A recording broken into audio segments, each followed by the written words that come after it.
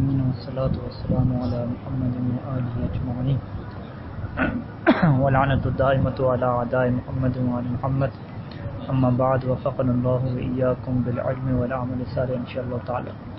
تقسیمات الالفاظ لللفظ المستعمل بما له من المعنى عدۃ تقسیمات عامہ لا تختص بلغۃ دون اخرى وہی اہم مباحث الالفاظ بعد بحث الدلالہ۔ اچھا، ہماری گفتگو جو ہے وہ علم منطق میں ہے، اور شروع میں ہم نے کہا تھا کہ علم منطق کا مقصد انسانی فکر کو درست کرنا ہے اور انسان کو یہ سکھانا ہے کہ وہ کس طریقے سے درست فکر کرے تاکہ وہ نتیجہ میں غلطی نہ کرے۔ اس کے بعد یہ سوال پیدا ہوا تھا کہ پھر الفاظ کی کیا ضرورت، تو کہا تھا کہ الفاظ کا انسان کی سوچ کے ساتھ گہرا تعلق ہے، کیونکہ انسان فقط معنی کو نہیں سوچتا، جب بھی معنی کو سوچتا ہے تو اس کے ضمن میں الفاظ بھی ہوتے ہیں، کیونکہ الگ انسان معنی کو نہیں سوچ سکتا، یقیناً کسی نہ کسی لفظ کے ضمن میں ہے۔ لہذا اگر وہ کسی لفظ کے معنی کو درست نہیں جانتا یا اس لفظ کے معنی کو کچھ اور سمجھ رہا ہے اور اسی کی بنیاد پہ سوچ رہا ہے تو وہ فکر میں کیا کرے گا، غلطی کرے گا۔ لہذا ضروری ہے کہ الفاظ کے بارے میں گفتگو کی جائے، اور یہ گفتگو بھی ایسی گفتگو ہو کہ جو کسی ایک زبان کے ساتھ خاص نہ ہو۔ ایک عمومی طور پہ گفتگو کی جائے کہ ہر زبان میں جو بھی لفظ بولے جاتے ہیں ان کے کیا ایک معنی ہوتے ہیں، دو معنی ہوتے ہیں، کتنے معنی ہوتے ہیں، اور جب انسان فکر کرے تو انسان کے ذہن میں یہ رہے کہ جس لفظ کے ساتھ میں سوچ رہا ہوں اس کے اور بھی معنی ہو سکتے ہیں، یا جو بندہ یہ لفظ بول رہا ہے اس کے اور معنی بھی ہو سکتے ہیں۔ کیا یہ لفظ ایسا ہے کہ جو مختص ہے، مشترک ہے، حقیقت و مجاز ہے، یہ بہت ساری اقسام کیا ہے اس کی منطق وضاحت کرے گی۔ اور اس وضاحت کا مقصد کیا ہے کہ انسان دوسروں کی فکر کو سمجھنے میں بھی کیا ہے غلطی نہ کرے، اور خود اگر سوچ رہا ہے کسی کے الفاظ لے کر، یا خصوصاً جو ہماری فیلڈ ہے کہ ہم قرآن مجید اور روایات کے الفاظ کو لے کر اسی کے اوپر غور و فکر کر کے آگے نتیجے نکالتے ہیں، اور قرآن نے بھی یہی دعوت کی ہے کہ کیا تم غور و فکر نہیں کرتے؟ تو غور و فکر ایک کیا ہوتا ہے کہ الفاظ کے اوپر غور کرنا۔ ایک مرحلہ اس کا یہ ہے کہ قرآن نے یہ لفظ کیوں استعمال کیا، یہ والا لفظ کیوں نہیں استعمال کیا، اس لفظ کو پہلے کیوں لکھا، بعد میں کیوں نہیں لکھا۔ ایک یہ طریقہ ہے فکر کرنے کا، سوچ کرنے کا۔ اسی وجہ سے کہتے ہیں کہ اگر آپ قرآن میں صحیح تدبر کرنا چاہتے ہیں تو ضروری ہے کہ ترجمے کی بجائے قرآن کی عربی کو سیکھیں، یعنی قدیم عربی کو سیکھیں، کیونکہ ٹھیک ہے انسان ترجمے کو پڑھے گا، اس میں غور و فکر کرے گا، لیکن وہ ایک غور و فکر اور تدبر اس مرحلے پر نہیں ہوگا کہ جو انسان عربی سیکھ کے کرے گا۔ لہٰذا اسی وجہ سے کہتے ہیں کہ اگر عربی زبان انسان اس وجہ سے سیکھ رہا ہے کہ اس کا مقصد کیا ہے کہ قرآن میں تدبر کرنا، غور و فکر کرنا، تو یہ ثواب ہوگا اس کا۔ عربی بول رہا ہے اس وجہ سے کہ تاکہ عربی میں مہارت ہو، میں عربی میں سوچنے لگوں، تو یہ بھی ثواب ہوگا، کیونکہ یہ مقدمہ بن رہا ہے غور و فکر کا۔ اور غور و فکر ظاہری بات ہے جس زبان میں قرآن نازل ہوا ہے اسی زبان میں رہ کے کریں گے تو وہ زیادہ کیا ہوگا، نتیجہ رکھے گا۔ اور سب سے پہلے مصنف یہاں پہ یہ فرماتے ہیں کہ کسی بھی آپ زبان میں چلے جائیں تو وہاں پہ الفاظ کو اگر دیکھا جائے، کون سا لفظ دیکھا جائے، تو اگر آپ اس میں نحو میں پڑھتے ہیں کہ لفظ کیا ہوتا ہے، یا محمل ہوتا ہے یا مستعمل ہوتا ہے، ٹھیک ہے۔ تو لفظ محمل کو تو چھوڑ دیں، اس کے تو کوئی معنی نہیں ہوتے، ٹھیک ہے۔ لفظ محمل کیا کہتے ہیں کہ اس کا کوئی معنی نہیں ہوتا، جس طرح روٹی شوٹی کی مثال ہے، ٹھیک ہے۔ تو جب اس کا کوئی معنی نہیں ہوتا تو اس کی تو گفتگو ہی نہیں ہے، کیونکہ ہماری گفتگو کس کے بارے میں ہے، معنی کے بارے میں ہے، افکار کے متعلق ہے، اور افکار اور معنی کا تعلق لفظ محمل سے نہیں ہوتا، اس کا تعلق کس سے ہوتا ہے، لفظ مستعمل سے۔ یہ جو لفظ مستعمل ہے یعنی وہ لفظ کہ جس کو استعمال کیا جا رہا ہے کسی معنی میں۔ اب یہاں پہ جو لفظ مستعمل ہے اس کی بھی آگے دو قسمیں ہم کر سکتے ہیں، کہ کسی معنی میں اگر استعمال کیا جا رہا ہے تو اس وجہ سے استعمال کیا جا رہا ہے کہ اللفظ الموضوع له، کہ لفظ کو اس کے لیے وضع کر دیا گیا تھا، یعنی مستعمل کی پہلی قسم کیا بنے گی، الموضوع بنے گی، ایسا لفظ کہ جو مستعمل بھی ہے اور موضوع بھی ہے، یعنی اس کو وضع بھی کیا گیا لغت میں اس معنی کے لیے۔ اور دوسری قسم کیا بنے گی، غیر موضوع، ٹھیک ہے۔ تو لہذا یہ نحو میں بھی اعتراض ہم کرتے تھے کہ اگر وہاں پہ ابن حشام نے قطر النداء میں لفظ مستعمل کی جگہ لفظ موضوع لکھا تو ان کے اوپر پھر اشکال آتا تھا کہ جب لفظ موضوع آپ کہہ رہے ہیں تو کچھ الفاظ ایسے بھی ہیں جس کو معنی میں استعمال کی جاتا ہے وہ موضوع نہیں ہے، ٹھیک ہے، وہ موضوع نہیں ہے۔ جس طرح آج بیان کریں گے کہ جو مجازی معنی ہے، مجاز کے لیے کیا ہے، لفظ کو وضع نہیں کیا جاتا منطقیوں کے مطابق، یا کچھ ایسے لفظ ہیں کہ جس کو ڈکشنری یا لغت میں واضح نہیں کیا گیا، کچھ لوگ کیا ہے اسے اپنے خاص معنی میں استعمال کر رہے ہیں، واضح حالانکہ نہیں کیا گیا، تو لہٰذا جو ہے وہ لفظ مستعمل کہنا یہ کیا ایک جامع تعبیر ہے جس کے اندر موضوع بھی آ جائے گا اور غیر موضوع بھی آ جائے گا۔ اس وجہ سے مصنف یہاں پہ جب آغاز کرتے ہیں تو کہتے ہیں کہ اگر الفاظ کو کسی بھی زبان میں دیکھیں تو محمل کو چھوڑ دیں، مستعمل کو لیں، چاہے مستعمل موضوع ہو یا غیر موضوع ہو۔ یہ جو لفظ مستعمل ہے اس کے 3 قسم کے حالات ہو سکتے ہیں، یعنی اس لفظ مستعمل کے آپ نے تقسیم کرنی ہے، آگے تقسیم کرنا ہے، اس کے 3 قسم کے حالات ہو سکتے ہیں۔ یا آپ کے پاس لفظ ایک ہے، لفظ ایک کو ایک ہی رکھیں، پھر آپ اس کی کیا ہے تقسیمیں دیکھیں کہ اگر ہمارے پاس ایک لفظ اسد ہے، لفظ اللہ ہے، یا کوئی بھی لفظ ہے، لفظ اسد اللہ کہہ کے تو ہم عربی کا مختص کر رہے ہیں نا، آپ کوئی لفظ مطلقاً رکھیں گے، کوئی بھی ایک لفظ ہو ہمارے پاس، وہ کوئی بھی لفظ ہو، وہ ایک لفظ کے کیا حالات ہو سکتے ہیں۔ اگر لفظ ایک ہے تو کیا اس کا معنی بھی ایک ہے، اگر لفظ ایک ہے تو کیا اس کے معنی 2-3 ہیں، اگر لفظ ایک ہے تو کیا اس کے سارے معنی موضوع ہیں یا غیر موضوع بھی ہیں۔ اس طریقے سے جو ہے وہ آپ کیا رکھیں گے، مرکز میں لفظ کو ایک رکھیں گے اور پھر آگے کیا ہے اس کے اوپر جتنی تقسیم آ سکتی ہے وہ کیا اس کو بنائیں گے۔ اسے کیا کہتے ہیں کہ لفظ کی تقسیم اس اعتبار سے کہ لفظ کو واحد بما ہوا واحد دیکھیں، ٹھیک ہے۔ یہاں پہ کیا تعبیر ہوئی، بما ہوا لفظ واحد، کہ لفظ کو کیا دیکھیں، واحد کے اعتبار سے دیکھیں۔ لفظ ایک رہے، پھر لفظ کو ایک رکھ کے آپ عقلی طور پہ کتنی آپ اس کی تقسیمیں بنا سکتے ہیں، ٹھیک ہے۔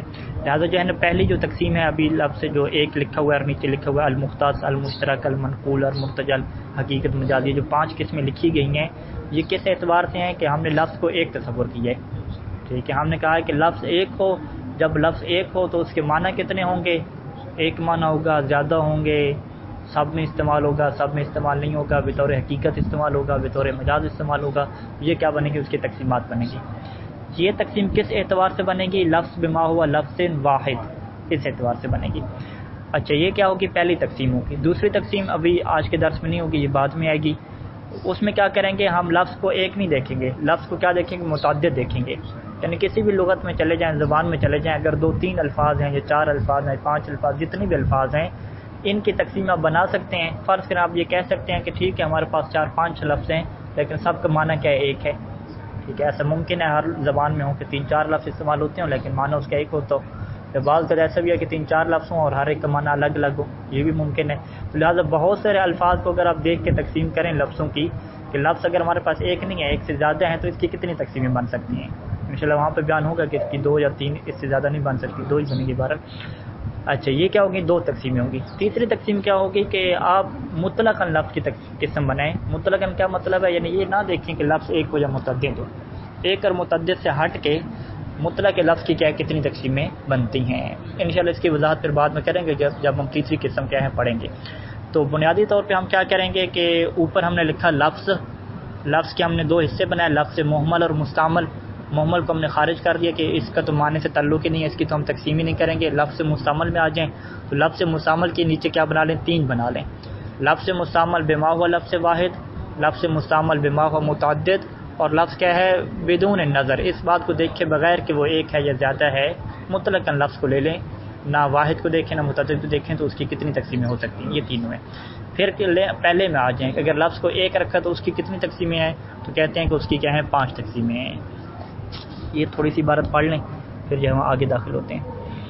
للفظ المستعمل، وہ لفظ کہ جسے استعمال کیا جاتا ہو، ٹھیک ہے، اس مستعمل کی قید سے خارج کر دیا محمل کو، ٹھیک ہے، اور مستعمل کا لفظ استعمال کر کے یہ بھی بتا دیا کہ یہاں پہ موضوع اور غیر موضوع دونوں اس کے اندر کہیں آ جائیں گے۔ لفظ مستعمل بما لہو من المعنی، جو بھی اس کا معنی ہو، یہ ایک عمومی تعبیر ہے، یعنی چاہے وہ اس کا معنی موضوع لہو ہو، معنی موضوع لہو ہو اس کا، یعنی جس معنی کے لیے اس کو لفظ کو وضع کیا گیا ہے، یا کیا ہے وہ اس لفظ مستعمل کا معنی موضوع لہو نہ ہو، یعنی اس معنی کے لیے وضع نہیں کیا گیا، جیسے کہ مجازی معنی۔ اچھا وہ لفظ مستعمل کہ جس کا کسی بھی معنی میں وہ استعمال ہوتا ہو، اللفظ المستعمل بما لہو، جو بھی اس کا معنی ہو، بما لہو من المعنی، جو بھی اس کا معنی ہو جس میں وہ استعمال ہو رہا ہے، اس لفظ کی کیا ہے عدت و تقسیمات، اس کی کیا ہے بہت ساری تقسیمات ہیں۔ عدت کیا ہوتا ہے، چند ایک اس کی تقسیمات ہیں، اور یہ تقسیمات کیا ہیں، عامہ تقسیمات، تقسیمات عامہ ہیں، عمومی تقسیم۔ عمومی کیا مطلب ہے کہ لا تختص بلغت دون اخرى، یہ ایسی تقسیمات عمومی ہیں کہ جو کسی زبان کے ساتھ مختص نہیں ہیں، یعنی لا تختص بلغت، کسی ایک زبان کے ساتھ مختص نہیں ہے، دون اخرى دوسری زبان کو چھوڑ کے. ایسا نہیں ہے کہ یہ ایک زبان کے ساتھ کیا ہے مختص، لا تختص بلغت یعنی کسی ایک زبان کے ساتھ خاص نہیں ہے، ایک لغت سے ہٹ کے آپ کہیں کہ ایک زبان کے ساتھ خاص ہو جائے، ایسا نہیں ہے. یعنی کیا مطلب، چونکہ شروع میں کیا کہا تھا کہ مباحث الفاظ میں ہم الفاظ کے بارے میں گفتگو جب کریں گے تو وہ من جہت عامہ ہوگی، کہ کسی بھی زبان میں کیا ہے یہ بحث آپ کر سکتے ہیں. وہی اہم و مباحث الفاظ بعد بحث دلالہ، دلالت کی بحث کے بعد یہ کیا ہے مباحث الفاظ کی اہم ترین کیا ہے بحث ہے. ٹھیک ہے، دلالت کی بحث تھی، اور دلالت سے پہلے کون سی بحث تھی جو بطور مقدمہ کی ہم نے، کون سی؟ ہاں الفاظ کی بحث میں ایک دلالت کی بحث تھی. ہاں احسن، تو ایک یہ پہلے یعنی جب ہم نے مباحث الفاظ شروع کی تو دو بحثیں بطور مقدمہ کی. پہلی بحث کیا کی، الحاجت الی مباحث الفاظ، اس کا جواب دیا کہ بھی الفاظ کی بحث ہم کیوں کرنے جا رہے ہیں. اور دوسری بات بطور مقدمہ کی دلالت کی. دلالت کی بحث میں ہم نے کیا واضح کیا کہ ہماری بحث کس میں ہے، دلالت مطابقیہ میں ہے، دلالت التزامیہ اور تضمنیہ میں بحث نہیں ہے. یعنی لفظ اگر اپنے معنی مطابقی کے اوپر دلالت کرے گا تو اس کی کیا ہے کتنی تقسیمیں ہو سکتی ہیں. ٹھیک ہے، اب دیکھیں مصنف کی اس بات کو یاد رکھیے گا، پھر انشاءاللہ یہ تقسیمیں پڑھ لیں گے، پھر دیکھیں گے کیا ہے مصنف کی وہ والی بات، اور جو بھی یہاں پہ تقسیمات کی ہیں یہ آپس میں جوڑ رہی ہیں یا نہیں جوڑ رہی ہیں. ٹھیک ہے، وَنَحْنُ ذَاكِرُونَ هُنَا اہم تلک تقسیمات، اور یہاں پہ ہم کیا ہیں یہ جو اہم تقسیمات ہیں وہ کیا ہم ذکر کریں گے. تو ہو سکتا ہے اور بھی تقسیمیں ہوں لیکن اہم کیا یہاں پہ ذکر کریں گے. وہی ثلاثہ، اور یہ کیا ہیں تین تقسیمیں ہیں. بنیادی طور پہ جو مرکزی اور رئیسی تقسیمیں وہ تین ہیں. لأن اللفظ المنسوب الی معناہ، کیونکہ وہ لفظ کہ جس کو اپنے معنی کی طرف منسوب کیا جا رہا ہے، منسوب یہاں پہ مستعمل کی جگہ پہ استعمال کی ہے، یعنی وہ لفظ جس کو اپنے معنی کے اندر استعمال کیا جا رہا ہے، چاہے وہ استعمال کیا ہو، حقیقی ہو یعنی معنی وضعی میں ہو یا معنی وضعی سے ہٹ کے ہو، چاہے وہ اس کا معنی موضوع لہو ہو یا معنی موضوع لہو نہ ہو. یہ جو لفظ ہے تارتن ینظر الیہ، بعض اوقات اس لفظ کو دیکھا جاتا ہے پھر تقسیم کے اندر، یعنی جب آپ لفظ کی تقسیم کر رہے ہیں، لفظ کی کیٹیگری بنا رہے ہیں تو لفظ کو آپ کس اعتبار سے دیکھ رہے ہیں. کہتے ہیں کہ تارتن ینظر الیہ فی التقسیم، لفظ کو تقسیم کرتے وقت بعض اوقات آپ لفظ کی طرف دیکھتے ہیں، کس اعتبار سے، بما ہوا لفظ واحد، لفظ واحد کے اعتبار سے دیکھتے ہیں. یعنی آپ یہ کہتے ہیں کہ بھئی لفظ اگر آپ کے پاس ایک ہو تو اس کی کتنی پاسبل تقسیمیں ہو سکتی ہیں، کتنا ممکن ہے کہ آپ کے لیے اس کی آپ تقسیمیں کریں. ٹھیک ہے، یہ ایک لحاظ ہو جائے گا. وہ اخرى، اور بعض کا کیا ہوتا ہے بما ہوا متعدد. اخرى بما ہوا متعدد کیا مطلب، یعنی تارتن ینظر الیہ فی التقسیم بما ہوا متعدد، یعنی بعض کا تقسیم میں کیا دیکھا جاتا ہے، لفظ کو بما ہوا متعدد دیکھا جاتا ہے. یعنی اگر آپ کے پاس ایک سے زیادہ لفظ ہوں تو کیا ان کی کوئی تقسیم ہو سکتی ہے. وثالثتاً، اور تیسری دفعہ دیکھا جاتا ہے لفظ کو تقسیم کے اندر کس اعتبار سے، بما ہوا لفظ مطلقاً، لفظ مطلق کے اعتبار سے. مطلق کا کیا مطلب، سواء کان واحداً او متعدداً، یعنی واحد اور متعدد کو آپ نہ دیکھیں، ایک لفظ کو دیکھیں کہ اس کی کتنی تقسیمیں ہو سکتی ہیں. الاول کا کیا مطلب یہاں پہ، یعنی تقسیم اول. تقسیم اول سے کیا مراد ہے، یعنی جہاں پہ آپ لفظ کو بما ہوا واحد دیکھتے ہیں. لہذا یہ جو پانچ بھی قسمیں بیان کر رہے ہیں، المختص، المشترک، المنقول، المرتجل، چار ہو گئی، اور پانچویں کیا ہے حقیقت و مجاز. ٹھیک ہے، حقیقت و مجاز کو ایک شمار کی ہے، ایسا نہیں ہے کہ کوئی 6 تقسیمیں، حقیقت الگ اور مجاز الگ، ایسا نہیں، حقیقت و مجاز. اچھا، یہ کہتے ہیں کہ یہ جو 5 تقسیمیں ہیں یہ عقلی اعتبار سے بنتی ہیں. ٹھیک ہے، عقلی اعتبار سے کیسے بنتی ہیں، کہتے ہیں کہ اگر ہمارے پاس ایک لفظ ہے تو عقلی طور پہ 2 ہی تقسیمیں ہو سکتی ہیں، یا اس کا معنی بھی ایک ہے یا معنی ایک نہیں ہے. زیادہ جب لفظ ایک ہے تو یا معنی ایک ہوگا یا معنی ایک نہیں ہوگا. ٹھیک ہے، اگر لفظ کا معنی بھی ایک ہے، ایک سے زیادہ معنی اس کا نہیں ہے، حتیٰ کہ مجازی معنی بھی اس کا نہیں ہے، فقط ایک ہی معنی ہے، اسے کیا کہیں گے، لفظ مختص کہیں گے. ٹھیک ہے، اور اگر اس کا ایک معنی نہیں ہے، لفظ کا زیادہ معنوں میں استعمال کیا جاتا ہے. اب جب زیادہ معنوں میں استعمال کیا جاتا ہے تو ہم نے شروع میں کیا کہا کہ استعمال کی 2 کیٹیگری بنا سکتے ہیں. کیا تمام معنی کے لیے وضع کیا گیا ہے یا تمام معنی کے لیے وضع نہیں کیا گیا.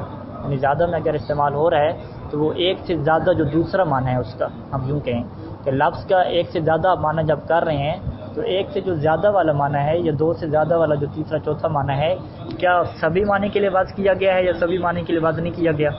دو ہی کیٹیگری بنتی ہیں. اگر سب معنی کے لیے واضح نہیں کیا گیا تو یہ حقیقت و مجاز میں جائے گا. حقیقت و مجاز کی تعریف کیا ہوگی؟ اگر لفظ کو اس معنی میں استعمال کرتے ہیں کہ جس کے لیے اس کو واضح کیا گیا ہے تو وہ حقیقت ہے، اور اگر اس معنی میں استعمال کرتے ہیں کہ جس کے لیے واضح نہیں کیا گیا تو وہ کیا ہے؟ مجاز ہے. یہ اس میں جائے گا. ٹھیک ہے.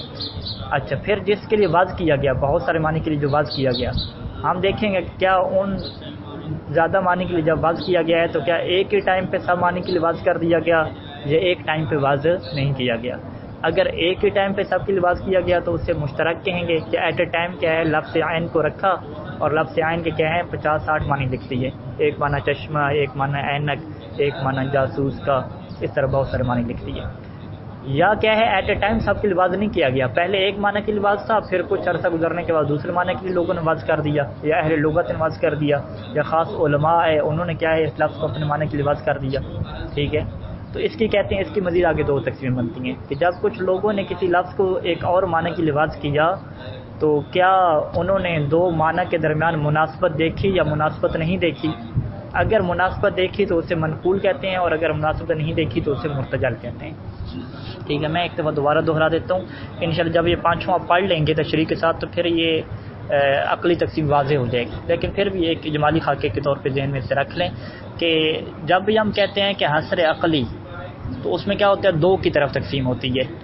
ٹھیک ہے. یا ہوگا یا نہیں ہوگا، یہ سے کیا کہتے ہیں، عقلی کہتے ہیں. کیونکہ ایسا تو نہیں ہوتا کہ ایک چیز ہو بھی اور نہ بھی ہو، ایسا نہیں ہوتا. تو عقلی تقسیم ہمیشہ دو سے شروع ہوتی ہے اور دو پہ ختم ہوتی ہے. ٹھیک ہے. اب ہم یہ کہیں گے کہ جب ہم پہلی تقسیم میں دیکھ رہے ہیں کہ لفظ ایک ہے تو اس کی دو ہی تقسیمیں بنتی ہیں کہ یا معنی بھی ایک ہوگا یا معنی ایک نہیں ہوگا. جب معنی اس کا ایک نہیں ہوگا یعنی زیادہ معنی ہوں گے، یا معنی اس کا ایک ہوگا. ٹھیک ہے. اگر اس کا معنی ایک ہوگا تو اس کی ایک ہی تقسیم ہے، مختص. اور اگر اس کے معنی زیادہ ہیں، ٹھیک ہے، تو پھر وہی سوال ہے کہ کیا ہر ایک معنی کے لیے واضح کیا گیا ہے یا ہر معنی کے لیے واضح نہیں کیا گیا. اگر ہر معنی کے لیے واضح نہیں کیا گیا تو وہ حقیقت و مجاز میں جائے گا، اور اگر ہر معنی کے لیے واضح کیا گیا تو پھر اس کی آگے دو تقسیمیں. کیا واضح ایک ہی ٹائم پہ سب معنی کے لیے کیا گیا یا ایک ٹائم پہ نہیں کیا گیا؟ اگر ایک ہی ٹائم پہ کیا گیا تو مشترک، اگر ایک ٹائم پہ نہیں کیا گیا تو پھر اس کی دو تقسیمیں. کیا زیادہ معنی کے لیے جو دوسرے معنی کے لیے واضح کیا گیا مناسبت کو دیکھا گیا یا مناسبت کو نہیں دیکھا گیا؟ اگر مناسبت کو دیکھا گیا تو منقول، اگر مناسبت کو نہیں دیکھا گیا تو مرتجل. ٹھیک ہے.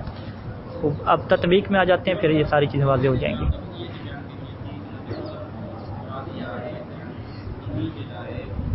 ان اللفظ الواحد الدال علی معناہ، وہ لفظ واحد کہ جو اپنے معنی کے اوپر دلالت کرتا ہے. اچھا، دلالت کرتا ہے تو کیسی دلالت؟ بإحدى الدلالات الثلاث المتقدمہ. اس کا کیا مطلب ہے کہ جو پہلے والی تین دلالتیں بتائی ہیں ان میں سے کسی ایک دلالت کے ذریعے سے. ٹھیک ہے. دلالات ثلاث میں سے کسی ایک دلالت کے ذریعے سے جب لفظ دلالت کرے اپنے معنی کی طرف، اپنے معنی کے اوپر، تو وہ جو لفظ واحد ہے اذا نسب الی معناہ، جب اس کو اس کے معنی کی طرف نسبت دی جائے گی تو فہو علی اقسام خمسہ، تو اس کی کتنی قسمیں بنے گی؟ 5 قسمیں بنے گی. ٹھیک ہے جی. اچھا، یہاں پہ اب مصنف نے یہ جو تعبیر استعمال کی کہ وہ لفظ جو اپنے معنی کے اوپر دلالت کر رہا ہو دلالات ثلاث میں سے کسی ایک دلالت کے ساتھ. ٹھیک ہے. یہ جملہ جو ہے وہ بظاہراً مصنف کے پہلے والے جملے سے ٹکرا رہا ہے جو گزشتہ بحث میں کیا تھا. گزشتہ بحث میں آپ نکالیں لفظ کون سا جناب علی، جہاں پہ یہ کہا تھا کہ ہماری بحث کس میں ہوگی؟ دلالت مطابقیہ میں ہوگی.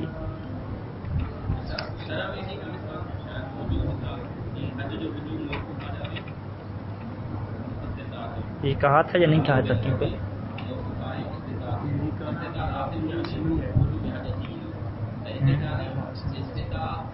اصلی کہا تھا، یہ نہیں کہا تھا کہ ہماری بحث اس میں.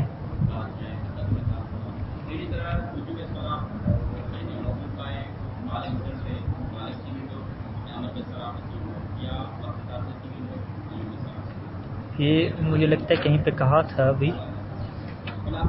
چلیں، بہرحال ابھی نظر نہیں آ رہا، بعد میں دیکھیں آپ کو ملے تو ٹھیک ہے. چلیں خوب. دیکھیں، جو مجھے یاد پڑتا ہے شاید غلط بھی ہو کہ مصنف نے یہ کہا تھا کہ ہماری جو بحث ہے وہ دلالت مطابقیہ میں ہوگی. دلالت جو الفاظ کی مبحث الفاظ ہے وہ کہاں پہ ہوگی؟ دلالت مطابقیہ میں. وہاں پہ یہ اگر کہا تھا کہیں پہ تو پھر کیا اشکال بنے گا؟ اگر نہیں کہا تو پھر کیا اشکال نہیں بنے گا؟ پر کہتے ہیں کہ لفظ واحد کسی بھی دلالت کے ذریعے سے ہو، چاہے دلالت مطابقیہ ہو، تضمنیہ ہو یا التزامیہ ہو، اگر اس کو معنی کی طرف نسبت دی جائے گی تو اس کی 5 تقسیمیں بنے گی۔ لأن معنی ہو، کیونکہ جو اس کا معنی ہے، اما یکون واحدا ایضا، اس کا معنی بھی ایک ہوگا۔ ایضا کیا مطلب؟ جس طرح لفظ ایک ہے۔ ویسمى المختص، تو اس صورت میں کیا نام دیں گے؟ مختص کا نام دیں گے۔ واما یکون متعددا، یا کیا ہوگا؟ معنی متعدد ہوگا۔ وما له معنی متعدد 4 انواع، اور وہ لفظ کے جس کا معنی متعدد ہو اس کی آگے کیا بنتی ہیں؟ 4 انواع بنتی ہیں۔ یعنی آگے مصنف نے عقلی جہت کو بیان نہیں کیا، ٹھیک ہے، مناسب کیا تھا کہ آگے وہ عقلی جہت کو بیان کر دے کہ اگر وہ جس کا معنی متعدد ہے اس کی 2 تقسیمیں بنتی ہیں، جس طرح میں نے بیان کیا، سب کے لیے واضح ہے، سب کے لیے واضح نہیں ہے، اس طریقے سے کیا ہے آگے چلتے۔ پہلا کیا ہے؟ مشترک، منقول، مرتجل، حقیقت و مجاز۔ فہذه 5 اقسام۔ پہلی آ جائے المختص، وهو اللفظ الذي ليس له الا معنى واحد فاختص به۔ مختص اس لفظ کو کہتے ہیں کہ لیس له، جس کا نہ ہو الا معنی واحد، فقط ایک معنی ہو، ایک معنی سے ہٹ کے کوئی دوسرا معنی اس کا ہو ہی نہیں سکتا۔ فاختص به، پس وہ لفظ اختص خاص ہو گیا ہے بہی، اس معنی کے ساتھ، اور اسی مناسبت سے اس کو کیا کہتے ہیں؟ مختص کہتے ہیں۔ یعنی مختص کا لغت مطلب کیا ہے؟ کہ ایسا لفظ جو مختص ہو، خاص ہو۔ یعنی خاص ہو کیا مطلب؟ یعنی ایک معنی کے ساتھ جو خاص ہو۔ اب مصنف نے یہاں پہ مثال کیا دی؟ حدید اور حیوان۔ حدید کا کیا مطلب ہے؟ لوہا۔ حیوان ہمیں پتہ ہے یہ بھیڑ بکریاں وغیرہ، ٹھیک ہے۔ اچھا، یہاں پہ آپ دیکھیں کہ یہ 5 تقسیمیں کیا ہیں؟ ایک دوسرے کے مقابلے میں ہیں۔ یعنی جو لفظ مختص ہوگا وہ مشترک نہیں ہوگا، جو مشترک ہوگا وہ منقول نہیں ہوگا، اسی طریقے سے جو منقول ہوگا وہ مرتجل نہیں ہوگا، جو مرتجل ہوگا وہ حقیقت اور مجاز نہیں ہوگا، ٹھیک ہے۔ جس طرح ہم کہتے ہیں کہ اگر کلمہ کی 3 قسمیں ہیں، تو اسم، فعل اور حرف، تو ایسا نہیں ہے کہ فعل کبھی اسم ہو جاتا ہو، اسم کبھی فعل ہو جاتا ہو، ایسا نہیں ہے۔ اس سے کیا کہتے ہیں کہ جو قسیم ہوتی ہے، جو قسمیں ہوتی ہیں، وہ ہر قسم جو ہے وہ دوسرے سے کیا رہتی ہے؟ متباین رہتی ہے، الگ رہتی ہے، کبھی بھی کیا اس کے اندر جمع آوری نہیں ہوتی۔ جب ایسی بات ہے تو پھر اس کا مطلب ہے کہ لفظ مختص کا کیا مطلب ہے؟ کہ ایسا لفظ کہ جس کا ایک ہی معنی ہو۔ ایک معنی کیا مطلب ہے؟ کہ کوئی دوسرا معنی اس کا نہ ہو۔ اچھا، دوسرا معنی کون سا نہ ہو؟ کیا حقیقی معنی نہ ہو یا مجازی؟ نہ مجازی معنی ہو نہ حقیقی معنی ہو۔ کیونکہ اگر آپ دوسرا مجازی معنی بنائیں گے تو وہ کس میں چلا جائے گا؟ حقیقت و مجاز میں چلا جائے گا، ٹھیک ہے۔ حقیقت و مجاز جو 5ویں قسم ہے، اگر آپ وہ 5ویں قسم کو نکال کے پڑھیں، اس میں کیا تعریف کی گئی ہے؟ الحقیقت والمجاز 5ویں میں آ جائیں، وَهُوَ اللَّفْظُ الَّذِي تعدد معناه، ایک ایسا لفظ جس کے معنی زیادہ ہوں، وَلَكِنَّهُ مَوْضُوعٌ لِأَحَدِ الْمَعَانِي، فقط ایک معنی کے لیے واضح ہو، یعنی وضع اس کا معنی ایک ہو۔ وَاسْتُعْمِلَ فِي غَيْرِهِ لِعَلَاقَةٍ وَمُنَاسَبَةٍ بَيْنَهُ وَبَيْنَ الْمَعْنَى الْأَوَّلِ الْمَوْضُوعِ لَهُ، ٹھیک ہے۔ اور اگر دوسرے معنی میں استعمال کی جا رہا ہے تو پہلے معنی کہ جس کے لیے لفظ کو واضح کیا گیا ہے اس کے درمیان اور جس معنی میں استعمال کیا جا رہا ہے اس کے درمیان کیا ہوگی؟ مناسبت ہوگی۔ جیسے لفظ شیر ہے، اسد ہے، حقیقت میں کیا ہے؟ 4 ٹانگوں والی کے لیے بنایا گیا ہے، لیکن اگر آپ بہادر کے لیے استعمال کر رہے ہیں تو مناسبت ہے تھوڑی سی، جس طرح شیر بہادر ہے، چلیں یہ انسان بھی بہادر ہے۔ تو یہ حقیقت و مجاز کو ہم کس کے مقابلے میں رکھ رہے ہیں؟ مختص کے مقابلے میں رکھ رہے ہیں۔ بس جب ہم کہتے ہیں کہ الذی لیس لہ الا المعنی واحد، کہ لفظ سے مختص کا کیا مطلب ہے؟ ایک ایسا لفظ جس کا ایک معنی ہو، تو اس کا یہ مطلب نہیں ہے کہ اس کا معنی وضع فقط ایک ہو، کیونکہ لفظ حقیقت و مجاز میں بھی کیا ہوتا ہے؟ معنی وضع تو ایک ہوتا ہے۔ حقیقت و مجاز کی تعریف میں یہ کہا کہ وَلَكِنَّهُ مَوْضُوعٌ لِأَحَدِ الْمَعَانِي فقط، کہ لفظ حقیقت اور مجاز جو قسم بنائی ہے اس میں بھی ایک معنی کے لیے واضح ہوتا ہے، ٹھیک ہے۔ لہذا لیس الا معنی واحد کی یہ تشریح اگر کی جاتی ہے تو یہ غلط ہے کہ لفظ مختص کسے کہتے ہیں؟ کہ جس کا لغت میں ایک معنی وضع کیا گیا ہو، نہیں، یہ معنی اس کا نہیں ہے، بلکہ اس کا کیا مطلب ہے کہ جس کا ایک معنی ہو، یعنی واضح بھی ایک کے لیے کیا گیا ہو اور دوسرے معنی کے لیے استعمال بھی نہ ہوتا ہو، نہ بطور مجاز، یعنی بطور مجاز بھی استعمال نہ ہوتا ہو۔ یعنی لفظ مختص کے لیے ہم نے ایک ایسا لفظ تلاش کرنا ہے کہ جس کا پوری کائنات میں ایک ہی معنی ہو، لغت میں بھی، اور کسی عرف عام میں بطور مجاز بھی کسی اور معنی میں استعمال نہ کیا جاتا ہو، تو وہ لفظ کیا بنے گا؟ مختص بنے گا۔ اسی وجہ سے مصنف کی مثالوں کے اوپر اشکال کیا گیا کہ مصنف نے مثال کیا دی؟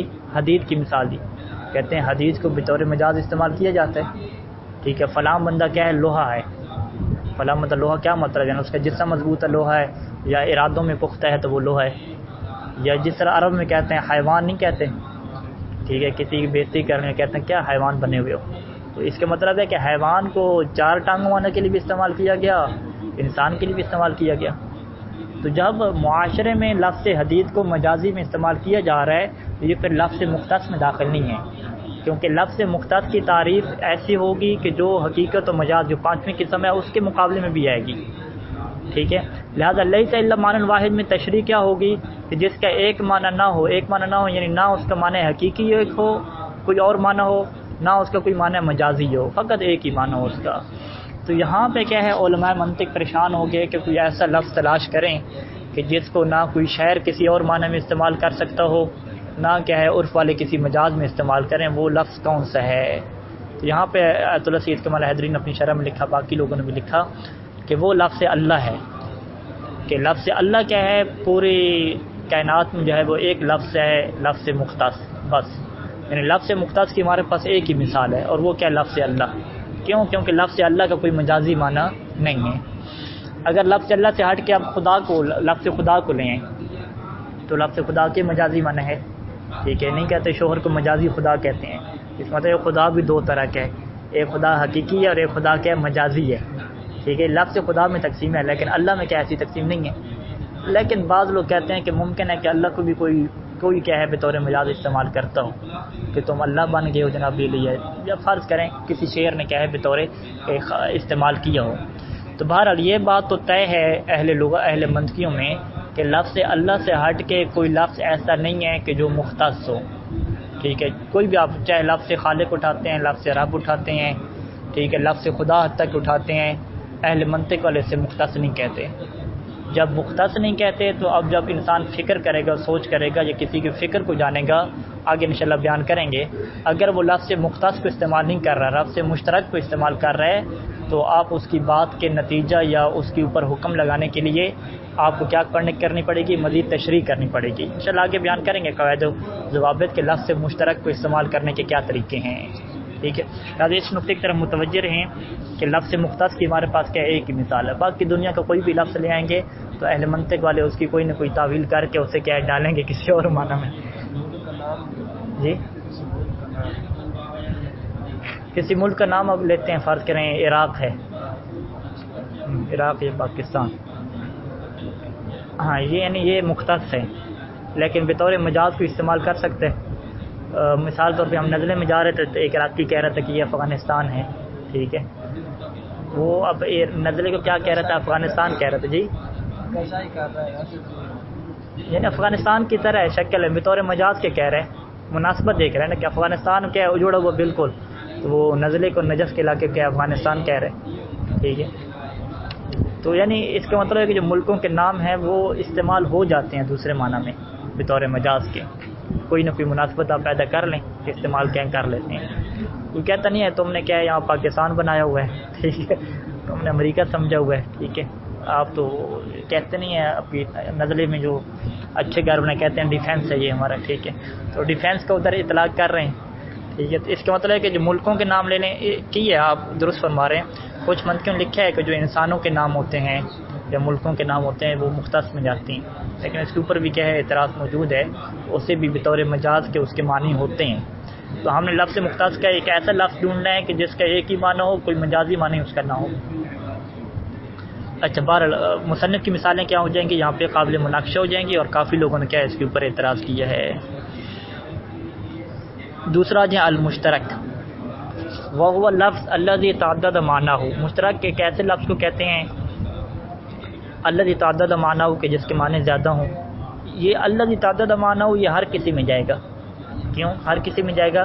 کیونکہ ہم نے کیا کہا ہے کہ لفظ کی عقلی طور پہ دیکھے جائیں 2 ہی تقسیمیں ہیں، یا اس کا معنی ایک ہوگا یا معنی متعدد ہوگا۔ اب معنی متعدد جو ہے اس کی 4 قسمیں آ رہی ہیں، لہٰذا اگر آپ مشترک کو پڑھتے ہیں، منقول کو پڑھتے ہیں، کسی کو آپ پڑھتے ہیں، اس کے شروع میں یہی تعبیر رہے گی الذی تعدد معنیہ، ٹھیک ہے، یہ تعبیر رہے گی۔ ایک بات الذی تعدد معنیہ، دوسری بات وقد وضع للجمیع کلا علی حدۃ، اور اس لفظ کو ہر ایک معنی کے لیے وضع کیا گیا ہوگا، للجمیع کلا، ہر ایک معنی کے لیے وضع کیا ہوگا، علی حدۃ، الگ الگ طور پہ، ٹھیک ہے۔ الگ الگ طور پہ ہر معنی کے لیے لفظ کو وضع کیا گیا ہوگا. ٹھیک ہے.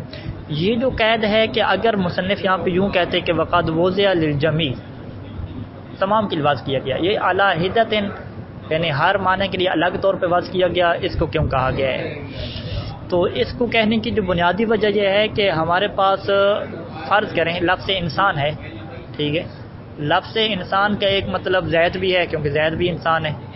لفظ انسان کا ایک مطلب کیا ہے؟ محمد بھی ہے، علی بھی ہے. یہ سارے کیا انسان ہیں. ٹھیک ہے. ہم بھی کیا لفظ انسان کے اندر آتے ہیں، انسان کا معنی ہمارے اوپر ضد کرتے ہیں.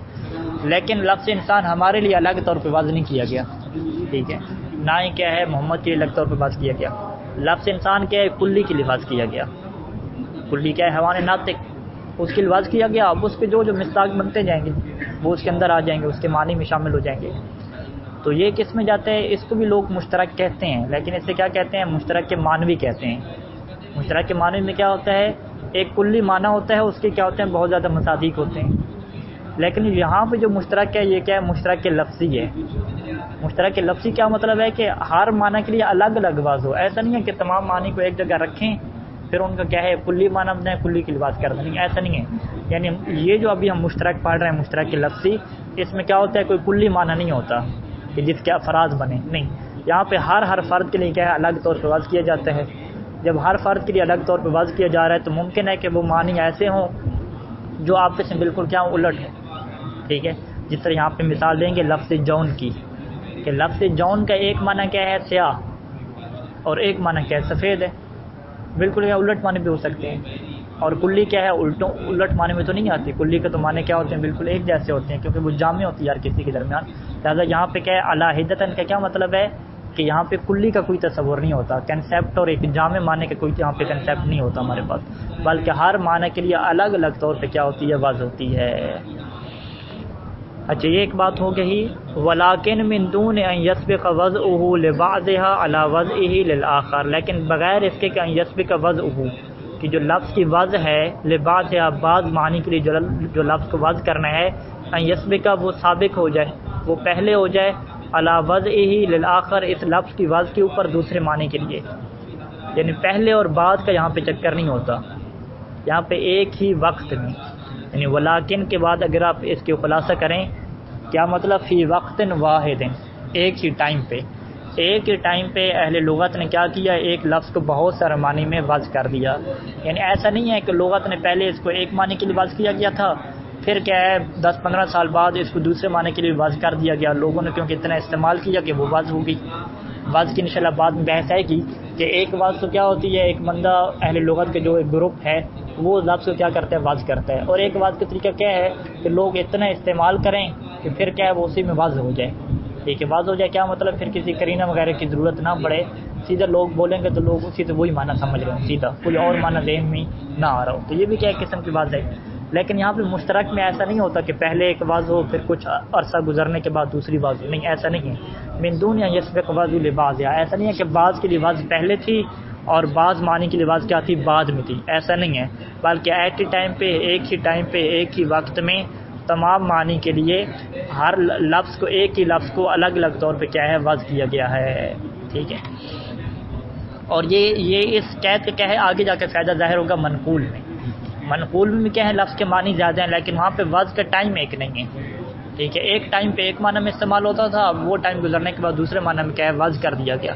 نہ فقط استعمال بلکہ استعمال کے بعد وضع بھی کر دیا گیا.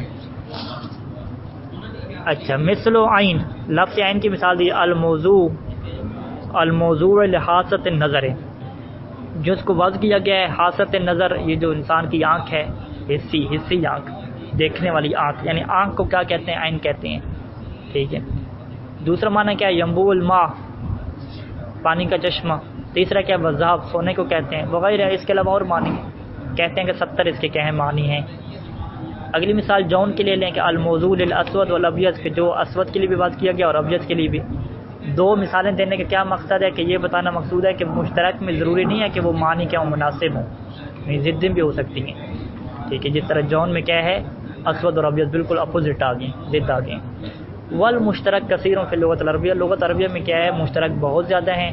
جب بہت زیادہ ہیں تو اسی وجہ سے مقام استدلال میں اور روایت سے استدلال کرتے وقت یہ کیا ہے؟ فقہا کے لیے بہت مشکل ہوتا ہے کہ معین کریں کہ اس لفظ مشترک کو کس معنی میں کیا استعمال کیا جا رہا ہے۔